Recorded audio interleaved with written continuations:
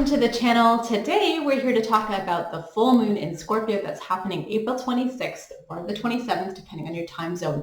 It is going to be incredibly intense. I'm going to cover 5 things: the full moon in general, the astrology surrounding this particular full moon, what we can expect and the themes that are coming out of this moon, as well as how we can work with this energy. So let's dive right in. So the full moon itself is happening on April 26th or the 27th, depending on your time zone. It is the first supermoon of the year, the first of 2 actual back-to-back supermoons. And if you're wondering what a supermoon is, it's basically a larger full moon. So the moon and the earth are orbiting the closest to one another. And from an energetic perspective, the reason why this is important is it basically amplifies the full moon. The full moon's powers. And so full moons are all about reflection and release and letting go of those things that no longer serve us or work for our highest and best good or according to our intentions. Specifically with this full moon being in Scorpio, we're asked to look back and revisit some of those themes and intentions that we set for ourselves in the new moon of Scorpio, which happened in the October-November timeframe of last year. So if you can remember that far back, or better yet, if you keep a moon journal, you can refer back to what you had called in, and this is a great time to do some reflections against those intentions and how far you've come.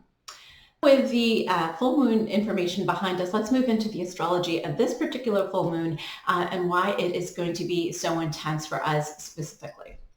So in general, before we get started, we should just really take a look at April. April has been an energetic whirlwind, and I wanted to point you to 2 resources, 2 videos in particular that I did, one around the Aries new moon and one around the Taurus season, which we're in currently. So if you'd like more information, I will link those videos in the description box. Please check them out. They're full of great information for you that will add some more context and information, if you will, related to this video. But essentially, we started this month with a lot of powerful go energy, and then we welcomed Taurus season April 20th, where we really slowed things down. And so Taurus is a slow-moving earth energy. It's grounded, it's stable, it's predictable. And right now we have 4 planets in Taurus. So we have a stellium of planets in Taurus. So that's really amplifying that predictable energy. Taurus is also ruled by Venus, and Venus is the planet of love, of luxury, of physical security, of art. And so just, this energy is in stark contrast to how we started off the month.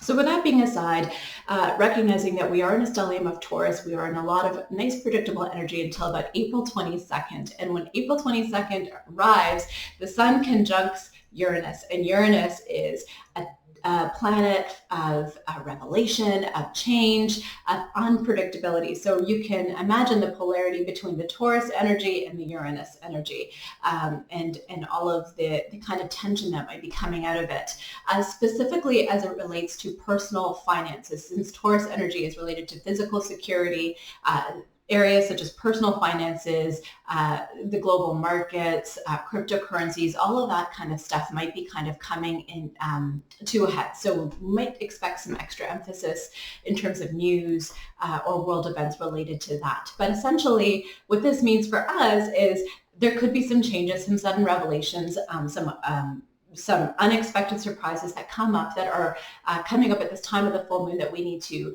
work through and process. Also at this time, the moon is squaring Saturn in Aquarius. And what that means for us is Saturn is a planet of boundaries, of discipline, of responsibilities. And so there might be things that are no longer serving us or for our highest good that we might be resisting kind of doing anything about. Maybe they're uncomfortable, maybe they take a little bit too long, maybe you just kind of want to skirt around the issue. Well, with this energy at play, the planets are actually going to swoop in and help us cut and release and move forward from those things that we've been previously resisting to do the work on. So for example, let's say you have a friendship and that friendship doesn't feel very balanced to you or satisfying to you. Maybe you're giving more than you're receiving.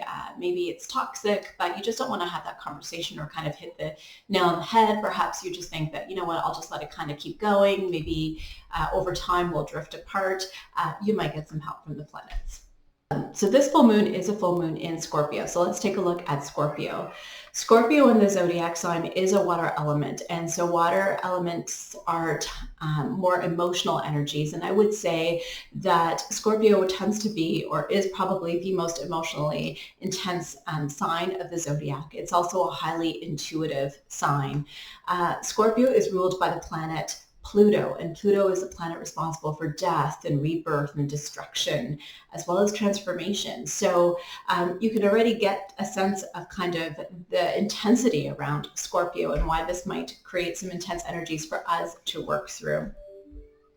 You know, death and destruction might seem like really dark energies, but sometimes we do really need to go deep down within us and do that work to make room for a transformation and to call in all of those things that are working in our favor to get us closest to our goals and what it is that we would like to achieve.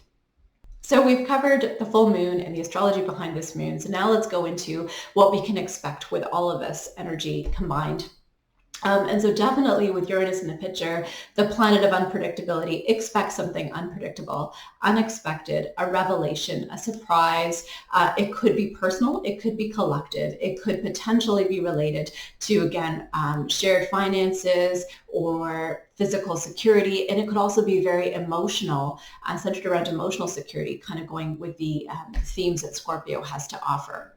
But generally speaking, we can expect a lot of this to be an energetically charged time, both personally for yourself and also collectively all around you.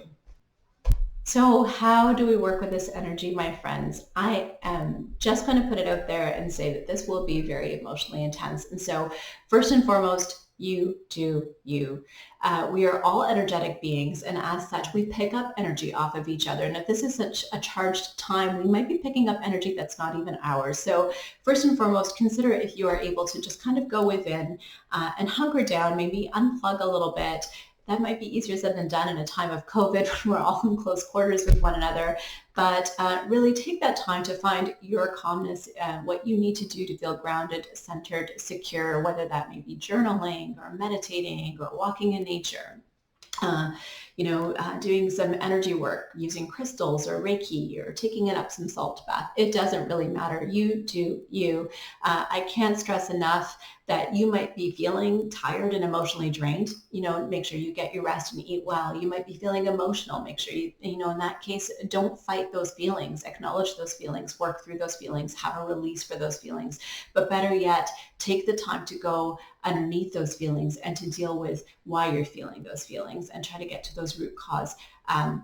This is deep, transformative soul work. It's not going to feel easy. It's definitely not going to feel comfortable, but I guarantee that there is a light at the end of the tunnel, and a release of this using these full moon energies is really going to be helpful in creating the transformative change that you want, or maybe that you want but you were resisting. And now, so my friends, I really hope that you're able to use the energies that we have around this time to our advantage to really help move us forward and to leave behind what's no longer serving us. As always, I am here for you. The divine in me honors and acknowledges the divine in you. Namaste Ji.